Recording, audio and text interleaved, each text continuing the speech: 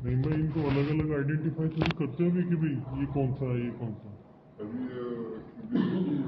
इनको क्या थोड़ा अलग करेंगे ना, अब आएगा। गुलाबी नगरी जयपुर में 29 साल बाद जयपुर की धरती पर वो खुशी का पल आया जिसका सभी को बेसब्री से इंतजार था। नाहरगढ़ बायोलॉजिकल पार्क में शेरों के शावकों की गर्जना फिर से गूंज उठी। यहाँ किए गए प्रजनन के प्रयासों के शेरों की 3 शावकों का जन्म हुआ, जो अपने आप एक ऐतिहासिक उपलब्धि थी। भारत में एशियाटिक लायन, जिसे पर्शियन लॉयन भी कहा जाता है, अब सिर्फ गुजरात के गिर वन्यजीव अभयारण्य तक ही सीमित रह गए हैं। लेकिन एक समय ऐसा भी था जब राजस्थान के जंगलों में भी शेरों की गर्जना सुनाई देती थी। आखिरी बार 1872 में राजस्थान की धरती पर एशियाटिक लायन देखे गए थे। इसके बाद शेरों की यह उपप्रजाति राजस्थान से पूरी तरह लुप्त हो गई। लेकिन अब नाहरगढ़ बायोलॉजिकल पार्क ने इस इतिहास को फिर से जीवित करने की ठानी है। जयपुर के नाहरगढ़ में एशियाटिक लायन के प्रजनन की कोशिशें लंबे समय से जारी थीं।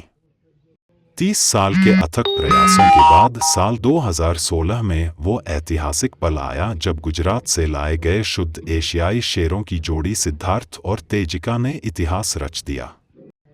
तेजिका ने 3 स्वस्थ शावकों को जन्म दिया, जिनका नाम रखा गया तेजस, त्रिपुर और तारा। जैसे ही तीनों शावक इस दुनिया में आए, नाहरगढ़ बायोलॉजिकल पार्क में खुशी की लहर दौड़ गई। पार्क के कर्मचारी और वन्यजीव विशेषज्ञों के लिए यह किसी चमत्कार से कम नहीं था। तेजिका अपने शावकों के प्रति बेहद सतर्क और सुरक्षात्मक थी। अगर कोई उनके पास आता तो उसकी खैर नहीं, तेजिका ऐसे हमलावर होती जैसी बस मार ही डालेगी। तीनों नन्हे शावकों की अटखेलियां और आपसी मटर कैमरों से हर गतिविधि पर नजर रखी जा रही थी।